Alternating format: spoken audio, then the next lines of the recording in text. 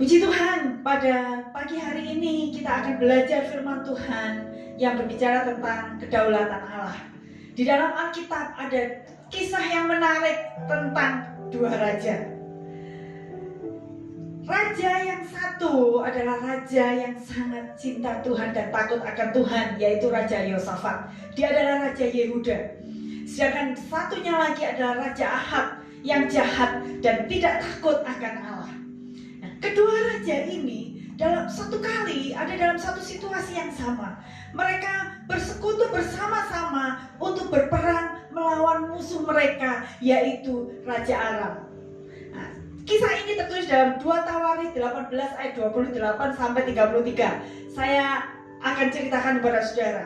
Nah, kalau yang menarik dalam kisah ini adalah ketika mereka dalam situasi peperangan yang sama, yang satu yaitu Raja Ahab yang jahat ditentukan untuk dihukum dan mati. Sedangkan raja yang satunya ditentukan untuk selamat.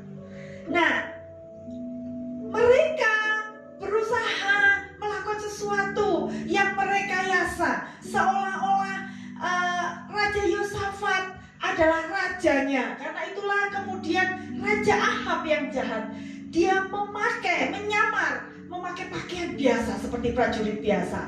Sedangkan Yosafat memakai pakaian kebesarannya. Dan ketika mereka masuk dalam situasi peperangan, dan akhirnya Raja Aram yang memerintahkan bahwa mereka harus mengejar hanya raja orang Israel, yaitu Raja Ahab. Dan ketika yang ditangkap adalah Raja Yosafat yang memakai baju kebesaran. Ternyata kemudian mereka mengatakan, ternyata ini bukan Raja Ahab. Dan Raja Yosafat dilepaskan. Sedangkan Raja Ahab yang berusaha memanipulasi para prajurit, dan dia berusaha menyamar seperti prajurit biasa, seolah-olah dalam situasi itu pastilah dia tidak akan tertangkap. Tetapi tiba-tiba ada seorang prajurit dari musuh yang kemudian mengarahkan panahnya, dan pada waktu dia mengarahkan panahnya ke sembarang arah, panah itu tepat mengenai Raja Ahab yang jahat, dan akhirnya Raja Ahab terluka, kemudian membawa kepada kematian. Saudara, kisah dari dua raja yang ada di dalam kitab 2 Tawarikh ini menunjukkan bahwa ada kedaulatan Allah yang ada di antara orang-orang yang ada di dunia ini.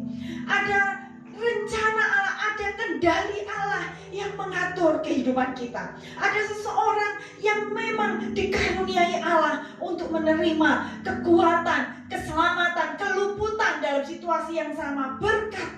Sementara yang satu mengalami situasi yang menghadapi hukuman. Saudara, sebenarnya apa yang dimaksud dengan kedaulatan Allah?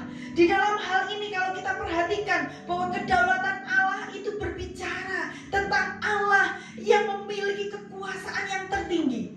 Allah yang memiliki kedaulatan itu berbicara tentang Allah yang mengendalikan atau yang memegang kendali atas seluruh hidup dari bangsa-bangsa dan hidup seseorang. Di dalam Yesaya 46 ayat 9 sampai 11, kalau kita akan baca bersama-sama. Mari kita akan baca bersama-sama Yesaya pasal 46 ayat 9 sampai dengan 11. Saya akan membacakannya. Yesaya 46 ayat 9 sampai 11. Ingatlah hal-hal yang dahulu dari sejak purbakala, bahwasanya akulah Allah dan tidak ada yang lain. Akulah Allah dan tidak ada yang seperti aku, yang memberitahukan dari mulanya hal yang kemudian, dan dari zaman purbakala apa yang belum terlaksana, yang berkata, keputusanku akan sampai dan segala kehendakku akan kulaksanakan, yang memanggil burung buas dari timur dan orang yang melaksanakan putusanku dari negeri yang jauh. Aku telah mengatakannya, maka aku hendak melangsungkannya. Aku telah merencanakannya, maka aku hendak melaksanakannya. Ayat-ayat ini berbicara bagaimana Allah memegang kendali atas hidup seseorang dan atas hidup dari bangsa-bangsa. Allah bisa mengatur segala sesuatu menurut rencananya. Apabila Allah maka hal itu akan dilaksanakannya. Itu yang menunjukkan bahwa Allah lah yang memegang kendali dan kedaulatan atas hidup kita. Ulangan 10 ayat 14 memberikan alasan mengapa Allah memiliki kekuasaan yang tertinggi dan memegang kendali atas seluruh umat manusia dan sejarah bangsa-bangsa. Dalam Ulangan 10 ayat 14 mengatakan, sesungguhnya Tuhan Allah mula yang empunya langit, bahkan langit yang mengatasi segala langit dan bumi dengan segala isinya. Apapun yang terjadi di dalam dunia ini, apapun, tidak pernah keluar dari kendali Allah yang memegang kekuasaan tertinggi atau kedaulatan yang tertinggi di dalam hidup kita. Nah, Allah yang berdaulat atau memegang kendali atas hidup kita dan sejarah bangsa-bangsa, secara khusus Allah memiliki perlakuan yang berbeda kepada orang-orang yang ada di dunia ini. Allah berdaulat atas kehidupan masing-masing orang, tetapi kedaulatan Allah diterapkan secara berbeda kepada satu orang dengan orang yang lainnya. Kedaulatan Allah bagi orang benar adalah berkat, sedangkan sebaliknya kedaulatan Allah bagi orang fasik itu adalah petaka. Saudara, mengapa perlakuan Allah berbeda kepada orang benar dan orang fasik atau orang yang berdosa? Bagi Allah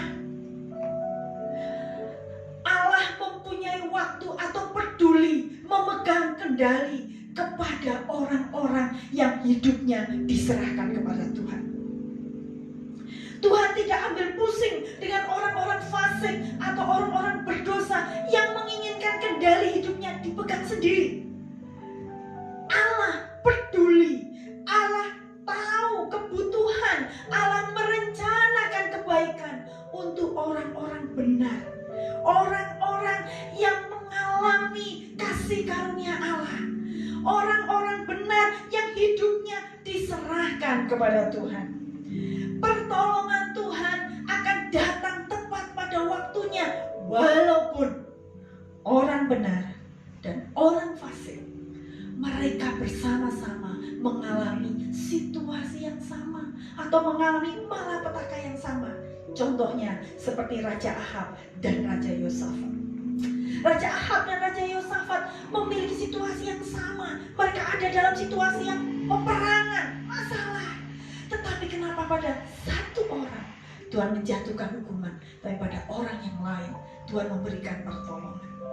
Kita sekarang sedang menghadapi situasi yang sama. Semua menghadapi situasi yang sulit dengan peristiwa yang terjadi karena virus COVID-19 ini. Tetapi Tuhan memperlakukan kita secara berbeda. Mazmur 37 ayat 23 sampai 24 mengatakan, saya akan menyanyikan lagu ini. Jalan hidup orang benar diterangi oleh cahaya sinar Tuhan. Jalan hidup orang benar semakin terang hingga rembang tengah hari. Apabila ia jatuh, tidaklah dibiarkan sampai tergeletak, sebab tangan Tuhan jua yang menopangnya dan membangunkan dia kembali. Saudara perhatikan ayat ini. Mungkin kita akan menghadapi situasi yang sama. Mungkin kita akan menghadapi badai yang sama yang semua manusia boleh menikmatinya. Manusia menghadapinya. Tetapi perlakuan Allah kepada orang-orang benar sangat berbeda. Mungkin satu kali kita akan mengalami jatuh karena kita lemah imannya. Tetapi Tuhan tidak akan membiarkan rencananya gagal dalam kehidupan orang benar. Tuhan tidak biarkan kita sampai tergeletak dan kehilangan pertolongan. Mungkin ada situasi di mana kita akan menghadapi kelaparan, kehilangan pekerjaan, mengalami sakit yang berat, yang orang lain juga menghadapi, orang berdosa juga menghadapi. Tetapi perbedaannya, tangan Tuhan menopang orang-orang yang benar. Nah, sekarang pertanyaannya, saudara, apakah saudara dan saya termasuk orang yang benar? Apa yang dimaksud dengan Alkitab dengan orang yang benar? Di dalam perjanjian baru dijelaskan bahwa orang benar adalah orang yang mendapat kasih karunia Allah. Orang benar adalah orang yang juga menanggapi kasih karunia Allah itu. Dan kemudian orang itu bukan hanya mengatakan, aku percaya atas kasih karuniamu, aku percaya Tuhan Yesus menyelamatkan hidupku. Bukan hanya itu, tetapi orang benar adalah orang yang percaya kepada Tuhan Yesus sebagai Tuhan yang berdaulat atas hidupnya dan mempercayakan hidupnya kepada Tuhan. Orang benar adalah orang yang mengizinkan Allah berdaulat penuh dalam hidupnya. Orang benar adalah orang yang menunjukkan penyerahan hidup yang dari hari ke hari. Orang yang benar adalah orang yang ketika dalam situasi terjepit, dia tetap menunjukkan keyakinannya bahwa Allah berdaulat atas hidupnya. Allah yang memimpin hidupnya. Allah lah yang membuat dia sanggup menghadapi apapun, sekalipun di masa-masa krisis dan kekurangan. Ada orang-orang yang berpikir bahwa dirinya itu sudah menyerahkan hidupnya kepada Tuhan. Tetapi situasi krisis atau tekanan yang terjadi, atau masalah yang terjadi dalam hidup kita, itu biasanya menguji apakah yang berdaulat dalam hidup kita, yang memegang kendali dalam hidup kita, benar-benar adalah Tuhan Yesus. Ada orang yang mengatakan dirinya percaya kepada Yesus, tapi ketika situasi kekurangan terjadi dalam kehidupannya, dia merasa ada sesuatu yang hilang. Ketika dia tidak mendapatkan gaji yang cukup, gajinya tinggal 1/4 dari gaji biasanya, dia merasa bahwa hidupnya tidak akan hidup lagi. Tidak ada yang bisa membuat dia tersenyum. Suasana rumah tangga jadi berantakan. Satu dengan yang lain kena sedikit masalah menjadi ramai, menjadi marah. Ternyata ketika diselidiki ujung-ujungnya karena tidak ada uang yang cukup. Kadang-kadang kita tertipu dengan mamon atau uang. Kita memang perlu uang, tapi uang atau mamon bukan memegang kendali dalam hidup kita. Apakah kita mengatakan bahwa kita menyerahkan hidup kita kepada Tuhan, sementara kita memegang kendali terhadap penghargaan orang lain sebagai kendali dalam hidup kita? Ada orang-orang yang ketika melakukan sesuatu yang baik tapi tidak mendapat pujian, justru yang muncul adalah kritikan demi kritikan, dan dia kehilangan kendali dalam hidupnya. Siapa yang mengendalikan hidup saudara dan saya? Apakah pujian dari orang lain, ataukah kendali hidup kita dikendalikan oleh Allah yang berdaulat dalam hidup kita, yang menerima pelayanan kita, yang menerima jerih payah kita, walaupun manusia tidak menghargainya. Ada orang-orang yang anak-anak muda yang hidupnya dikendalikan oleh sosial atau penerimaan orang lain atau pertemanan, sehingga ada anak-anak muda ketika dia dikucilkan oleh temannya, ketika dia dibully di depan umum, dia kehilangan kendali, dia kehilangan damai sejahtera, dia merasa hidupnya tidak layak lagi. Dan karena itu ada beberapa orang yang mengambil keputusan untuk bunuh diri. Dan ini survei ini pernah dilakukan di antara anak-anak muda Kristen yang mengaku dirinya Kristen. Ketika ditanya, apakah engkau pernah ingin untuk bunuh diri? Dan ada dari beberapa dari mereka mengatakan iya. Siapa yang memegang kendali hidup kita? Apakah orang lain? Apakah pertemanan? Apakah pujian? Ataukah kekayaan atau keuangan kita?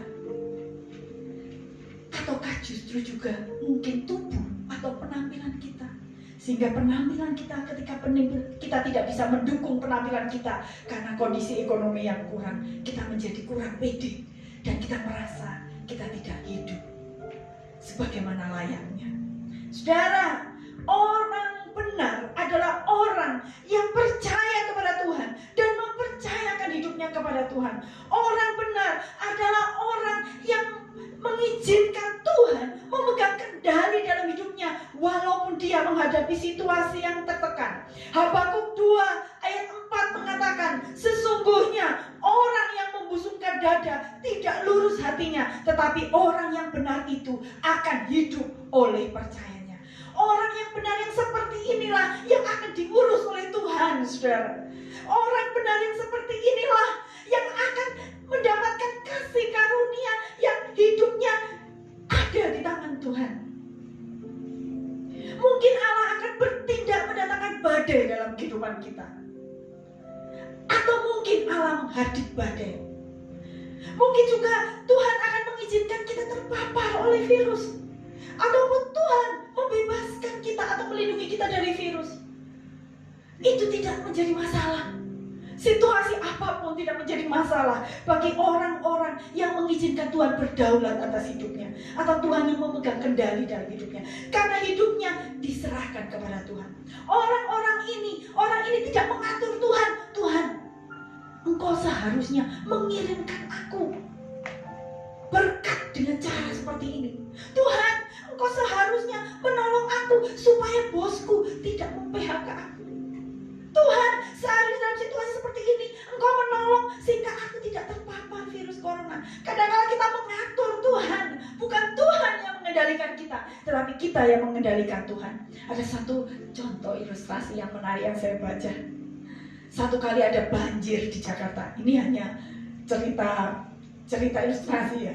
Mungkin tidak terjadi sesungguhnya karena ini diceritakan sampai dia mati. Ketika banjir itu mulai sampai ke atap, ada seorang anak Tuhan yang bernama Yohanes. Dia naik di atap karena menghindari banjir. Dan dia menjerit kepada Tuhan dan katakan, Tuhan, tolong aku. Aku ini terpepet, ini sudah ada di tengah banjir, Tuhan. Dan ketika dia berteriak itu, ada perahu karet melintas di bawah. Dan orang yang ada di perahu karet kan, turun cepat, ayo kamu cepat turun ini ada perahu yang kan bisa menolong kamu, ayo kamu naik di perahu. Tapi si Yohanes ini mengatakan, tidak, aku tidak mau. Aku menunggu pertolongan dari Allah. Aku tidak mau ditolong oleh manusia, gak mau. 15 menit kemudian ada tim penyelamat yang lain yang membawa perahu motor.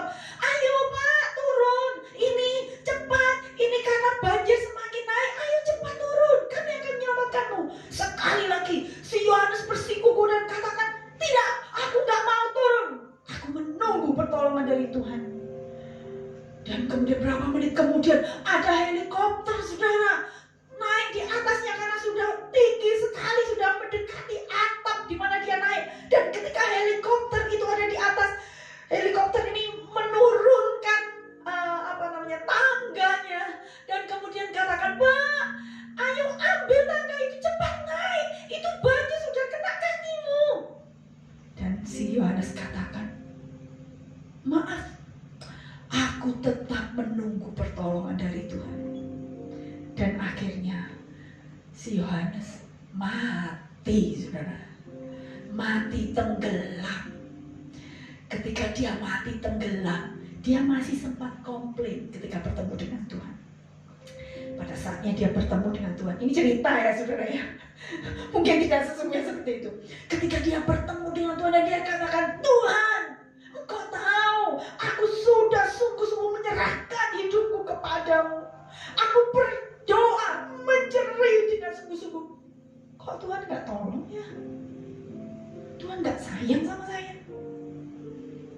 Dan kemudian Tuhan ngomong kepada dia, aku sudah tolong kamu. Mana buktinya? Lihat ini, aku akhirnya mati tenggelam. Dan Tuhan katakan, kamu ingat itu ada perahu karet yang lewat di bawahmu? Itu aku kirim loh. Itu Tuhan kirim loh. Iya, itu aku yang kirim. Loh, kamu ingat itu lagi ada perahu motor, speedboat motor yang aku kirim. Terus yang ketiga, sampai aku kirim helikopter untuk tolong kamu. Masa sih itu dari Tuhan? Dan ternyata itu dari Tuhan. Si Yohanes ini berpikir bahwa pertolongan dari Tuhan itu adalah pertolongan ajaib, seperti ada pertolongan yang langsung turun dari langit. Padahal helikopter juga dari langit yang turun menolong dia, tetap juga ditolak dia. Saudara, orang-orang Kristen kadangkala merasa dirinya lebih pintar dari Tuhannya. Dia menganggap dirinya berdaulat, mampu berpikir lebih cerdik dari Tuhan, sehingga ketika pertolongan Tuhan datang, dan dia melihat bahwa pertolongan itu tidak sesuai dengan yang dia pikirkan, dia menolak pertolongan Allah itu. Saudara, hari ini kita belajar, kalau kita menyerahkan hidup kita di dalam kendali Tuhan, izinkan Tuhan menolong dengan caranya sendiri. Ada orang yang sakit, yang Tuhan izinkan ditolong melalui dokter dan obat-obatan. Tapi ada orang sakit yang lainnya mengalami mujizat Tuhan dengan dahsyat tanpa pertolongan oleh dokter atau siapapun. Tuhan punya banyak cara. Yang kita perlu lakukan adalah kita tunggu di hadapan Tuhan, duduk diam dan dengarkan apakah ini pertolongan dari Tuhan untuk saya. Serahkan hidupmu dan izinkan Tuhan berdaulat atas hidupmu, maka engkau akan mengalami pertolongan Tuhan dengan cara Tuhan. Saya akan menutup satu cerita, satu kisah. Ada seorang misionaris yang sedang dalam perjalanan misi ke daerah Hindia Barat. Daerah Hindia Barat itu adalah daerah yang terdiri dari pulau-pulau. Dan dia menaiki kapal yang cukup besar bersama-sama dengan orang-orang lain. Ada pedagang, ada orang yang mau mengadu nasib di daerah Hindia Barat. Pada mulanya perjalanan itu terasa nyaman dan terasa enak, ya. Angin sepoi-sepoi mereka berjalan. Tapi setelah 1 minggu, ketika mereka masuk di dalam laut yang semakin dalam, gelombang mulai tinggi, angin mulai dahsyat, saudara. Semakin dahsyat sehingga kapal itu sangat kuat diombang-ambingkan kapal itu, sampai kemudian sang kapten dan juga awak-awak kapal memperingatkan penumpangnya dan katakan, nampaknya kita akan menghadapi situasi yang buruk. Karena itu siap-siaplah, badai ini nampaknya menjadi sangat mengerikan. Orang-orang yang ada di dalam kapal itu menjadi semakin takut. Mereka pada menangis, ada yang berdoa dengan cara mereka sendiri-sendiri, termasuk sang misionaris. Sang misionaris kemudian berdoa dan katakan, Tuhan, kalau ini akhir hidupku, ku serahkan ini kepada Tuhan hidupku. Dan ketika dia selesai berdoa, matanya dia tertuju kepada seorang anak kecil, laki-laki, berumur 7 tahun. Dan anak kecil yang berumur 7 tahun ini, saudara, dia lagi bermain, menyanyi, seperti tidak ada badai. Sang misionaris ini menjadi tertegun dan takjub lihat anak ini. Kenapa anak ini tidak menyadari begitu dahsyat badainya? Dan dia menghampiri anak kecil ini dan katakan, hai anakku, apa kamu tidak tahu? Ini lagi badai yang kuat dan mengerikan terjadi dan menimpa kapal ini. Kan kamu bisa merasakan nih, gelombangnya sangat tinggi. Kenapa kamu bisa dengan senangnya nyanyi-nyanyi, main seperti biasa? Kenapa? Dan kemudian anak ini menjawab dengan ceria. Dia mengatakan begini, mengapa aku harus takut, Pak? Tidak tahukah kamu, ayahku ini adalah kapten di kapal kapal ini. Dia tahu bagaimana mengarahkan kapal ini baik dalam situasi badai yang dahsyat ataupun dalam situasi yang tenang. Dan asal Bapak tahu ya, Bapakku sang kapten sangat mengasihi aku. Dan dia tahu bahwa aku ada di kapal ini. Dia pasti tidak akan membiarkan aku mati. Dia pasti tidak akan membiarkan aku tenggelam. Dia akan berusaha menjaga kapal ini karena aku ada di dalamnya. Saudara, pernyataan ini membuat sang misionaris takjub dan kembali mengevaluasi kekhawatiran. Yesus adalah kapten kapal kita. Dan dia sangat mengasihi kita. Apakah saudara berpikir bahwa dia akan mengizinkan saudara tenggelam dalam situasi seperti ini? Ketika kita menghadapi situasi-situasi yang membuat kita kehilangan segala sesuatu, apakah Tuhan pasti akan membiarkan kita sampai terkapar dan tidak ada pertolongan? Saudara harus menjawab seperti anak kecil ini. Dia adalah kapten kapal ini. Pasti dia tidak akan membiarkanku tenggelam, karena kapten kapal ini Bapakku yang mengasihi aku. Yakinlah, percayalah bahwa Tuhan mengasihi saudara. Tuhan yang mengendalikan kapal kita. Tuhan yang mengendalikan situasi yang ada saat ini. Tuhan yang mengendalikan alam semesta dan sejarah bangsa-bangsa. Tuhan yang saudara anggap sebagai kapten kapal itu adalah Tuhan yang menguasai alam ini. Dan Tuhan itu mengasihi saudara dan saya. Karena itu kita tinggal saat ini mengizinkan Allah berdaulat dalam hidup kita. Jangan izinkan barang, orang, situasi apapun, kebanggaan, pujian dan yang lain-lain itu mengendalikan hidup kita. Kendali hidup kita hanya ada